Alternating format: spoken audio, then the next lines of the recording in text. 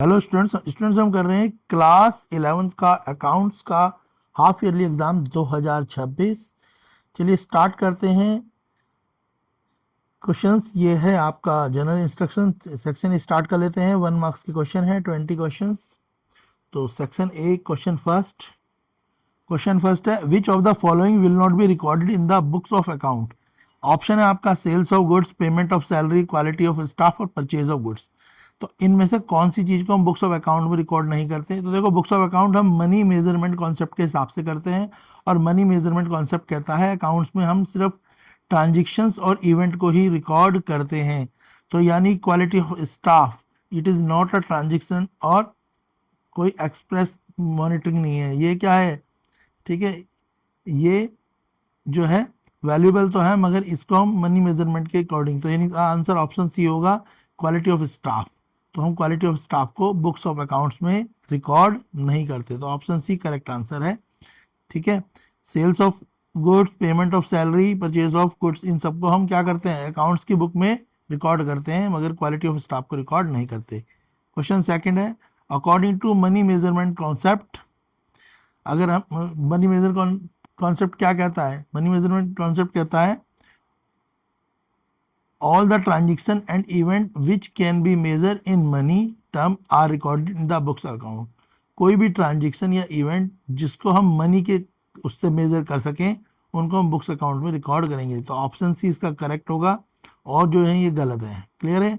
तो money measurement concept यही बताता है कि हमारे को जितनी भी ट्रांजेक्शन इवेंट है उनको हम किससे मेजर करेंगे? इन मनी की टर्म्स में मेजर करते हैं। Question third, according to cost concept, cost concept क्या बताता है हमारे को? तो कॉस्ट कॉन्सेप्ट बताता है कि assets are recorded at the value paid for acquiring them.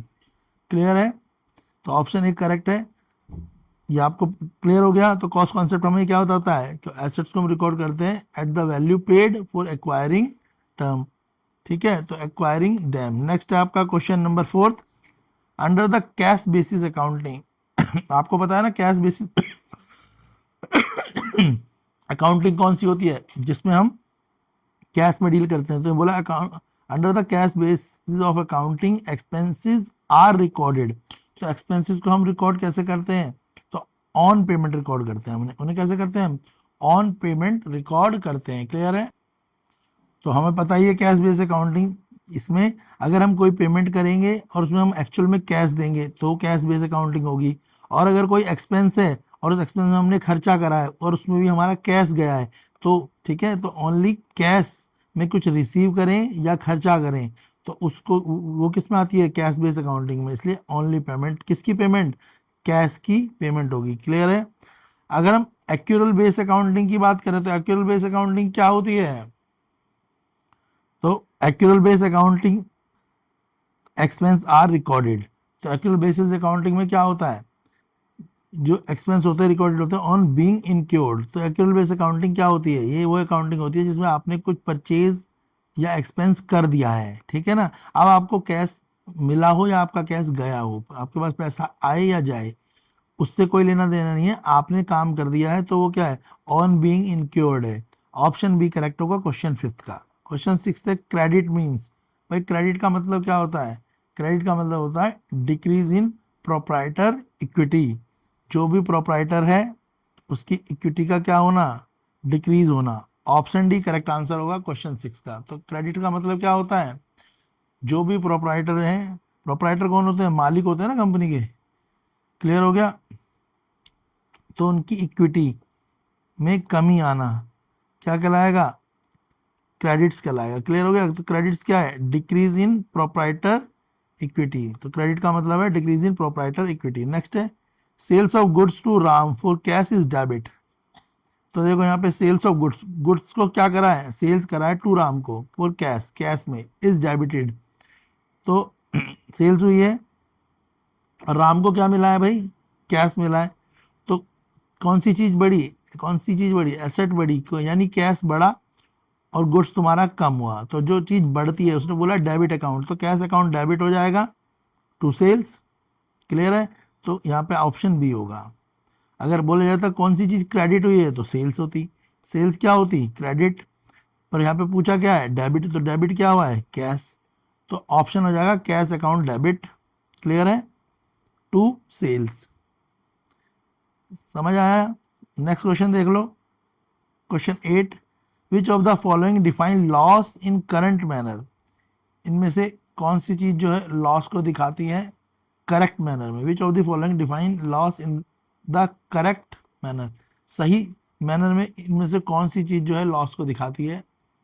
आपका ऑप्शन है पहला, results of business for a period when total expense exceed the total revenue, जब आपने कोई बिजनेस करा कुछ समय तक पर आपका एक्सपेंस हमेशा आपकी इनकम से ज़्यादा है। और दूसरा है loss of personal property of owner due to fire, जो मालिक है कंपनी का उसकी पर्सनल प्रॉपर्टी में आग लग गई या चोरी हो गई, when the firm receive no benefit from it, ठीक है, और फर्म को उससे कोई बेनिफिट नहीं मिलता। तो देखो पर्सनल जो लॉस होगा ऑनर का, आपको पता ही है कि क्या है, जो बिजनेस है वो एक सेपरेट एंटिटी है किससे, उस मालिक से। क्लियर है ना, अकाउंटिंग में आप तो पढ़ा ही है आपने। तो इसके हिसाब से जो सेकंड ऑप्शन है उसका कोई इम्पैक्ट नहीं पड़ेगा बिजनेस के लॉस में, यानी फर्स्ट का पड़ेगा। तो result of business for a period when total expense exceed, तो टोटल एक्सपेंस जब लगातार ज़्यादा ही है, रेवेन्यू कम है, तो ये वाला इसका करेक्ट ऑप्शन है। तो ओनली ए, ऑप्शन ए जो है इसका करेक्ट है, ओनली फर्स्ट इसका करेक्ट होगा। नेक्स्ट है, what will be the journal entry for adjustment of advance commission if commission of ₹2500 receive half which is in advance. तो आपसे एक जर्नल एंट्री पूछी हुई है, कमीशन मिली है 2500 रिसीव हुई है, जिसमें हाफ जो है एडवांस है। कितनी कमीशन लेनी थी, 2500 रुपये लेनी थी, जिसमें से आधे पैसे आपको भी मिल चुके हैं एडवांस में। तो 2500 का आधा कितने मिल चुके हैं, 1250 रुपये आपको एडवांस मिल चुके हैं। तो इसकी जर्नल एंट्री क्या बनेगी, तो देखो आपको मिला क्या है एडवांस में, 2500 मिला है, नहीं आपको इसका आधा मिला है। कितना मिला है, 1250 रुपीज़। तो कमीशन जो मिली है एडवांस में, तो कमीशन डेबिट हो जाएगी। क्लियर हो गया, तो एंट्री क्या बन जाएगी आपकी, ये बन जाएगी कमीशन अकाउंट डेबिट 250, और जो क्रेडिट होगा वो क्या होगा, to commission received in advance 1250। ठीक है, तो कमीशन अकाउंट डेबिट कितना हो जाएगा 1250 से, और रिसीव इन एडवांस क्रेडिट हो जाएगा 1250। तो ऑप्शन भी इसका करेक्ट आंसर होगा। तो आपको 1250 रुपये एडवांस मिल गया है, बाकी तो आपको बाद में मिलेगा। Question number 10, debit balance of debtor account show, जो डेबिट बैलेंस होता है वो डेटर अकाउंट में कहाँ शो होता है, तो वो शो होता है अमाउंट रिसीवेबल में। डेबिट बैलेंस जो होता है डेटर का, वो अमाउंट रिसीवेबल होता है, क्या कहते हैं उसे, ठीक है। क्लियर हो गया, तो यहाँ पे क्या आएगा, amount receivable, option B correct answer है। Goods purchase on a cash are recorded in, अगर आपने गुड्स कैश में परचेज करें तो उन्हें कहाँ रिकॉर्ड करेंगे, देखो कैश में परचेज करेंगे तो कैश बुक में रिकॉर्ड करेंगे, तो सबको पता है ऑप्शन सी करेक्ट आंसर होगा। तो गुड्स परचेज कैश में क्या होगा, ऑप्शन सी करेक्ट आंसर है। क्लियर है, नेक्स्ट देखो, periodic total of sales book is posted, जो पीरियोडिक टोटल होता है सेल्स बुक का, उसे हम कहाँ पे पोस्ट करते हैं, उसकी एंट्री कहाँ पे करते हैं, ये पूछा है आपसे। तो हम कहाँ करते हैं उसे, उसे हम करते हैं credit side of sales book पे। कहाँ पे करते हैं, credit side of sales book पे। पीरियोडिक टोटल जो यानी पूरे टाइम का जो टोटल है सेल्स बुक का, उसे पोस्ट करेंगे credit sale of sales book, क्योंकि क्रेडिट हम कहाँ करते हैं, जो सेल्स होती है सेल्स क्रेडिट होती है अगर बढ़ती है तो, और परचेज डेबिट होता है, तो ठीक है, इसलिए credit side of sales book लिखेंगे। नेक्स्ट है बैंक ओवरड्राफ्ट, ओवरड्राफ्ट का मतलब पता ही है तुम्हें, कोई ओवर ड्यू, कोई पेंडिंग। तो bank overdraft is an, bank overdraft क्या है भाई, बोला है, तो यहाँ पे ऑप्शन दिए पर्सनल अकाउंट है, रियल अकाउंट है, नॉमिनल अकाउंट है और एसेट अकाउंट है। तो आपको पता ही है कि बैंक ओवरड्राफ्ट क्या है, ये एक पर्सनल अकाउंट है। बैंक ओवरड्राफ्ट क्या है, एक पर्सनल अकाउंट है, तो ऑप्शन ए करेक्ट होगा।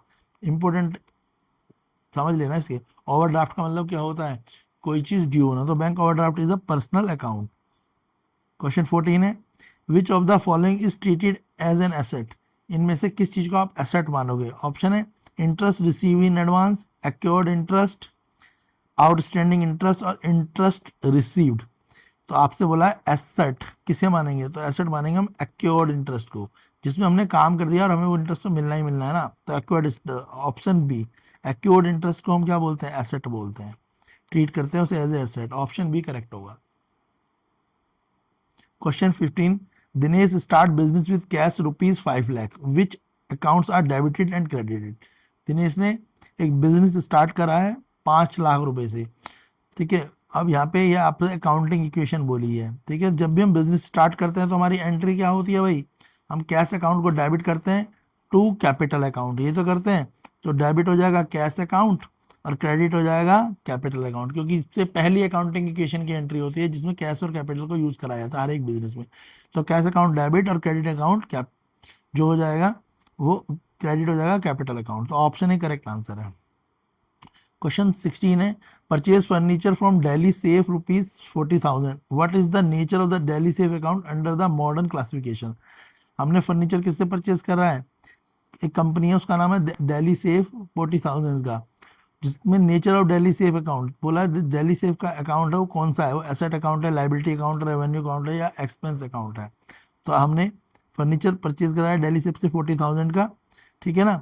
तो यहाँ पे कोई लिखा है कैश बेस में नहीं, हमने कैसे खरीदा है, वो उधार में खरीदा है। हमने उससे पैसे कैसे लिए हैं, सामान कैसे लिया है, उधार में लिया है। तो हम उससे पैसे देंगे, जब हम कोई भी चीज़ उधार में परचेज करते हैं तो लाइबिलिटी अकाउंट बनता है। तो इसका ऑप्शन होगा option B, liability account. Clear है।